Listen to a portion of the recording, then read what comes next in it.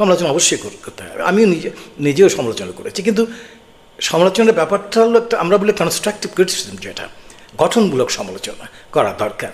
আমরা বলেই যাচ্ছে যে এই সরকার একদম ব্যর্থ, কিছুই করতে পারে নেই, অথর্ব সরকার ইত্যাদি ইত্যাদি, আশ্চর্যকর।